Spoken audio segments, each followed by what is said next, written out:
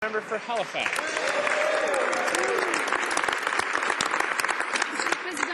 Mr. Speaker, the last Conservative budget attacked the Fisheries Act in particular.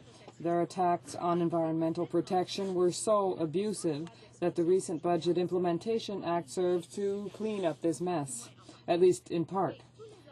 But all of the NDP amendments intended to correct the remaining mistakes have been rejected by the Conservatives.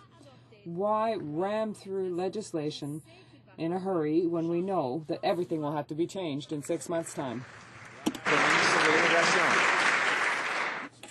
Mr. Speaker, the member is quite mistaken. As she knows, the government is dedicated to protecting the environment and to conservation. But, Mr. Speaker, we don't need to have people from the Department of Fisheries and Oceans to oversee little tiny ponds on farms. We need to have common sense here. When we study the regulations affecting rivers, that's what we intend to do. The Honourable Member for Halifax. We'll always vote against reckless Conservative budgets that gut our environmental laws. Northern BC will cross over 300 waterways, and it will affect the habitat of over 100 species at risk. But after Conservatives are done gutting environmental protections like the Navigable Waters Protection Act, this massive project won't even face an environmental assessment. How can Conservatives claim that cancelling environmental assessments for projects like GasLink have nothing to do with the environment? The Honourable Minister of Citizenship and Immigration. Mr. Speaker, again, the Navigable Waters Act is about navigation. We deal with environmental protection and regulation in different statutes and different instruments, and we want to ensure, Mr. Speaker, that there is a strong but sensible application of environmental laws, that we don't end up unintentionally harassing farmers for crossing a dry creek bed, Mr.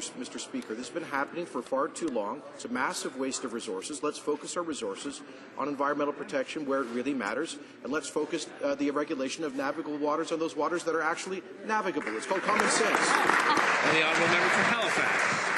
Well, Mr. Speaker, the Conservatives just can't get their budget stories straight because the Finance Minister says the budget won't be balanced as promised, but then the Prime Minister says it will.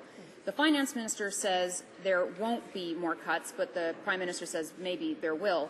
And now the Finance Minister says he has contingency plans to deal with the threat of another recession, but he gives no details. Will the Minister of Finance table these details, or should we just wait for the Prime Minister to correct him? The Honourable Minister of Citizenship and Immigration. Well, of course, Mr. Speaker, the Minister of Finance will table in due course the next budget for the government, which will continue the success of our economic action plan, which has seen the creation of over 820,000 net new jobs since the global economic downturn, which has seen Canada leading the G7 in growth, which sees Canada as having the lowest debt of the major developed economies in the world, the strongest financial institutions, the strongest growth projections. And, Mr. Speaker, we know what the NDP contingency is for the economy.